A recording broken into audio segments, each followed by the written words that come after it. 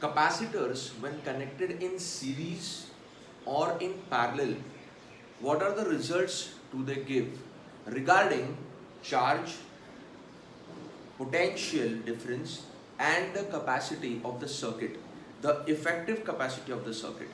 This is what is our point of discussion now. Of course, we will be also discussing what is the use of this kind of combination. Any device, any equipment when you are studying, it has got its applications, uses. Capacitors जब इस series में जोड़ा जाता है या फिर parallel में जोड़ा जाता है तो उसका इलेक्ट्रिकल सर्किट में क्या यूज है, ये जानने के लिए हम लोग देखेंगे कि what is meant by the series and parallel. तभी आपको ये समझेगा कि अच्छा अगर इसको सीरीज कनेक्शन में ऐसा जोड़ा जाता है, पैरेलल में अगर ऐसा जोड़ा जाता है, उसके रिजल्ट्स ऐसे मिलते हैं चार्ज और वोल्टेज के लिए mainly, then I can use it in the circuit for one such purpose. What is that purpose? We will establish that after our discussion. Series combination. Here the capacitors are connected one after another. One after another का मतलब है, if you are given these three capacitors and if I join the end point of first capacitor to the starting point of second capacitor, end point of second capacitor to the starting point of third capacitor, then this is said to be connected one after another and we label it as series combination. एक का and दूसरे के starting को, दूसरे का and तीसरे के starting को, दैट मीन्स उनके दो एंड्स में कॉमन पॉइंट नहीं रहेगा. ये जो कैपेसिटर है इसका एक एंड इधर जोड़ा है तो दूसरा एंड कहीं और जोड़ा है. ये जो कैपेसिटर है इसका एक एंड यहाँ पे जोड़ा है तो दूसरा एंड और कहीं पे जोड़ा है. That means in series combination you will have only one common point between two capacitors. देखो ना, इन दोनों कैपेसिटर में ये कॉमन पॉइंट है, इन दोनों में ये कॉमन पॉइंट है, but between any two capacitors will be only one common point, then it is called as series combination. If they are connected between two common points then it is called as parallel combination. Parallel को दूसरा word हम लोग across ऐसा भी बोलते हैं. These capacitors are connected across points x and y, or they are connected between points x and y. X and y are common points. You can check this first capacitor. इसका एक end x को, दूसरा end y को गया. इसका भी एक end x, दूसरा end y, एक end x, दूसरा end y. So all these three are connected between x and y. Now the twist comes.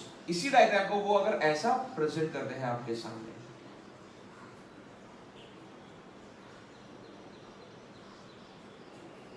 now to these three capacitors, अभी भी ये तीनों कैपेसिटर्स पैरेलल में ही है.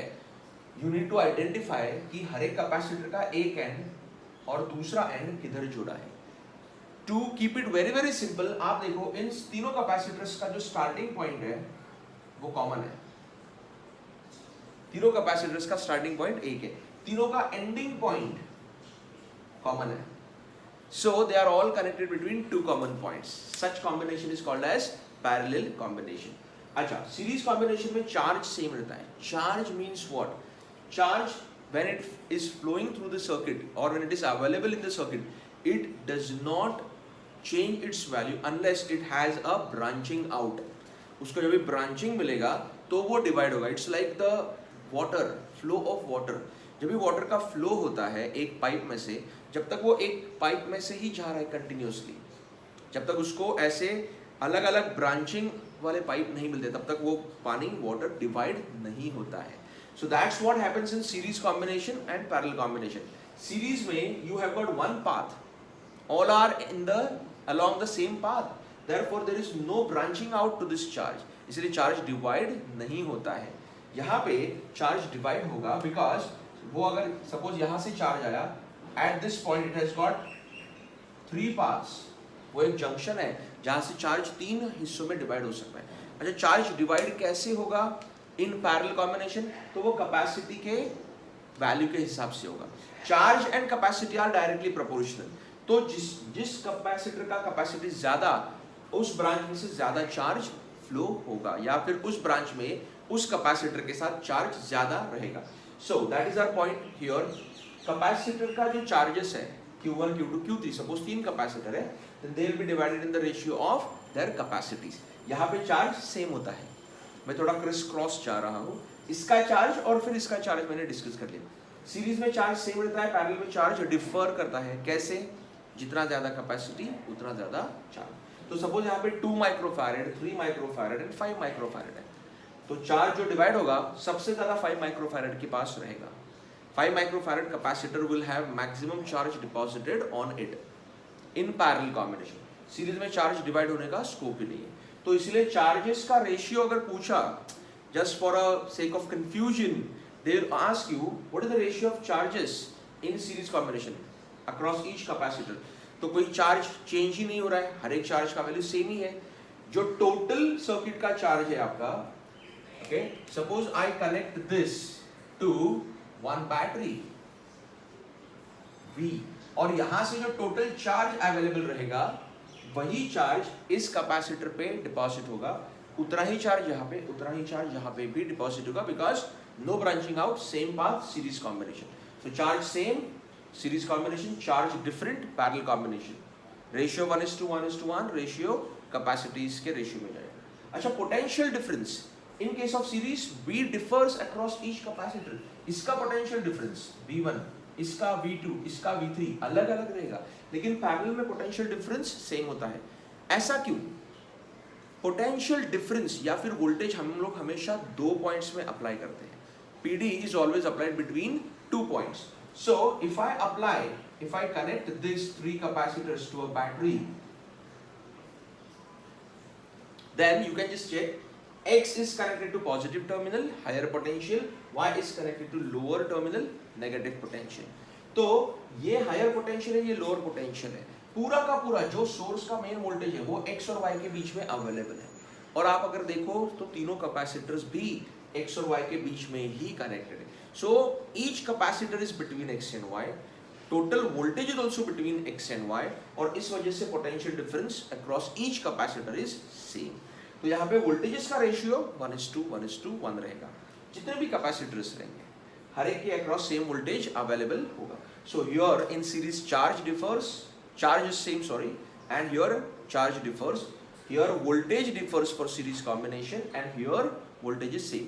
We will see one example based on this calculation of V in a shorter and a smarter way. How do you calculate this V in series combination? I'll give you ratio proportion ka method for faster calculation. Effective capacity of both the combinations, we better know this. 1/CS is this, it's a sum of reciprocals। यहाँ पे direct addition है। अच्छा, अगर 2 ही capacitor दिया है, चलो आपके circuit में ऐसा कंसीडर करो कि 3 नहीं, सपोज 2 ही कैपेसिटर्स हैं। If there are only 2 capacitors connected, ये नहीं है suppose. Now the effective capacity is given by product upon sum. Product upon sum मतलब अगर आपका C1 का वैल्यू है लेट्स से 12 माइक्रोफैरेड, C2 का वैल्यू है लेट्स से 4 माइक्रोफैरेड, तो आपको टोटल कैपेसिटेंस फाइंड करने के लिए ये 1/C1 वाला फॉर्मूला यूज करने का जरूरत नहीं है, just product upon sum will give you that. So 12 into 4 upon 12 plus 4, so 12 into 4 48 upon 16, that is 3 microfarad. ये इसका इफेक्टिव कैपेसिटी हो गया।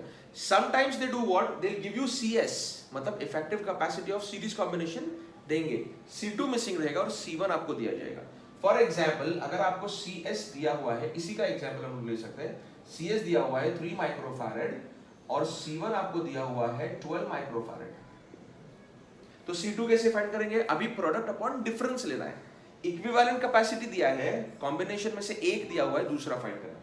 सो दोनों का प्रोडक्ट लो, 12 into 3 36 अपॉन दोनों का difference, that is 9, so 36 upon 9 that is 4। ये शॉर्टर वे है इसको कैलकुलेट करने का। ये दो shortcut, product upon sum, product upon difference, ये रेजिस्टेंसेस इन पैरेलल के लिए भी यूज होता है, लेकिन only for 2 resistors, only for 2 resistors in parallel you can use this and this as well. अगर आपको इफेक्टिव फाइंड करना है तो ये, अगर आपको कॉम्बिनेशन में से कोई एक फाइंड करना है तो ये फॉर्मूला।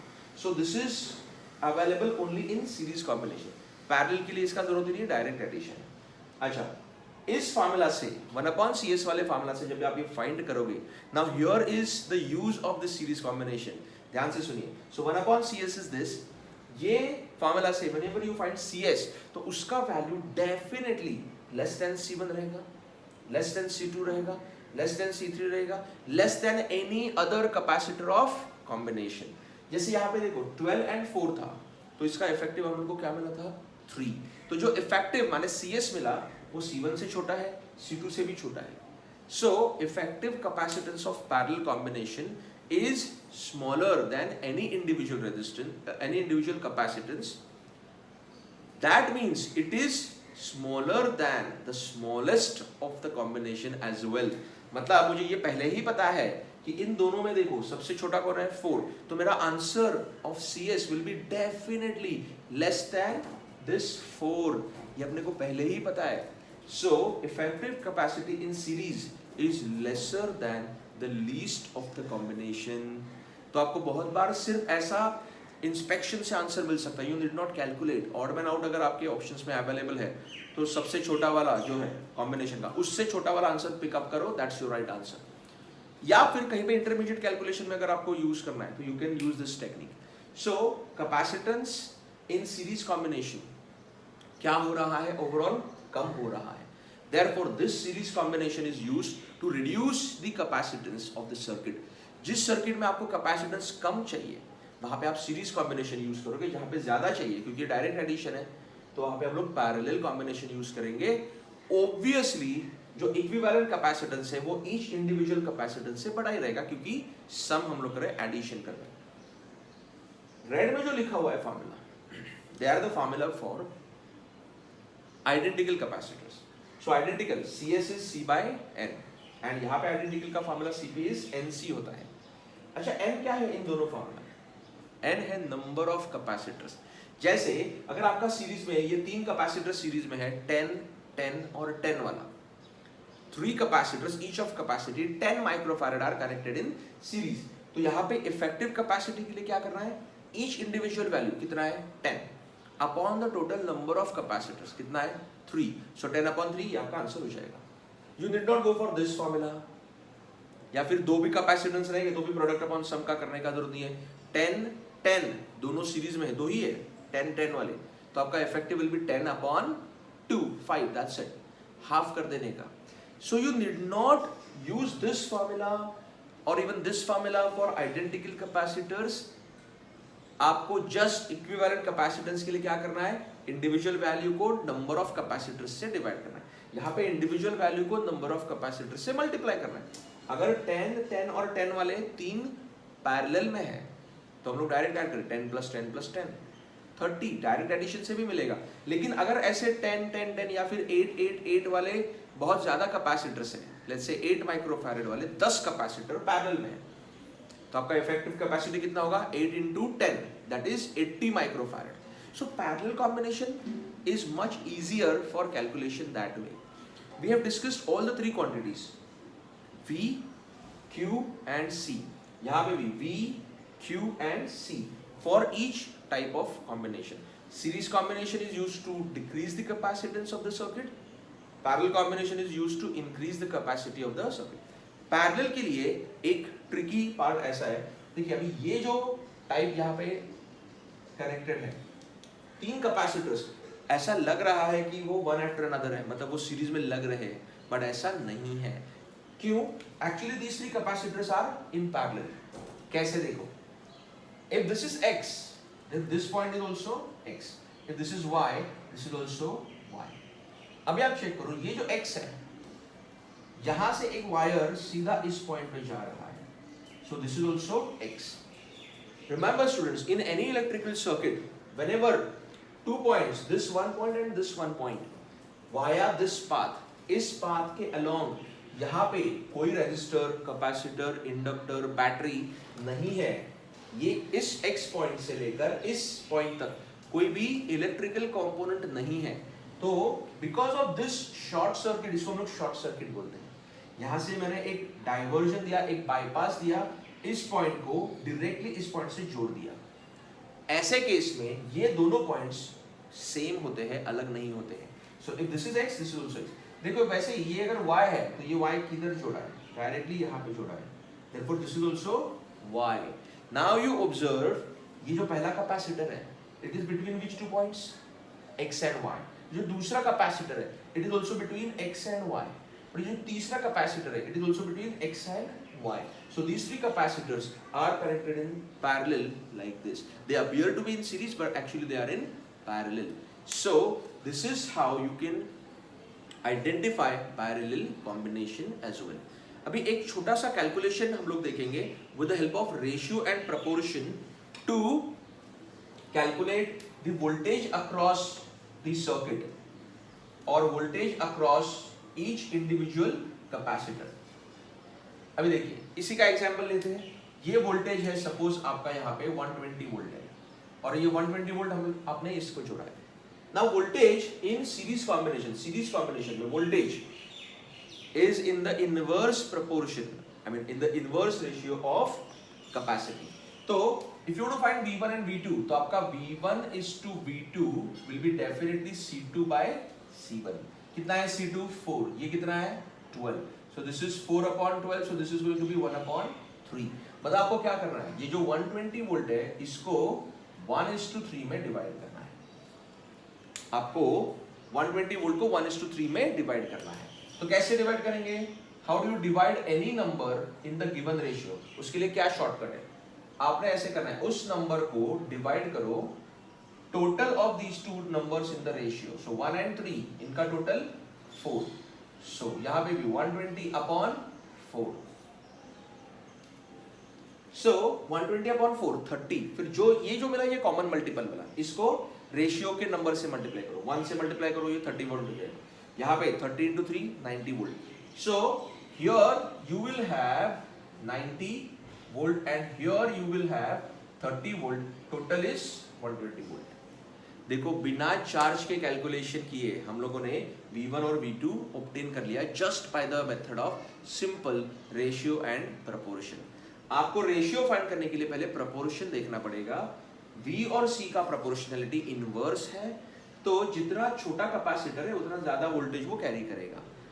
अगेन ऑप्शंस देख के आप इसको डायरेक्टली भी आइडेंटिफाई कर सकते हो। अगर वहां पे ऐसा ऑड मैन आउट अवेलेबल है तो छोटा कैपेसिटर बड़ा वोल्टेज, बड़ा कैपेसिटर छोटा voltage, that's how the division will be for sure, क्योंकि लोअर पोटेंशियल पे उसका कैपेसिटी हमेशा ज्यादा होता है। So that's how we have got it. V1 is to V2 we got in the values as well। V1 is to V2 का value पहले obtain किया, that is 30 volt and 90 volt। So this is a shorter way of calculating the potential difference across each capacitor in series combination। Whenever there are two capacitors it becomes very easy। ये दो capacitors के लिए है mainly।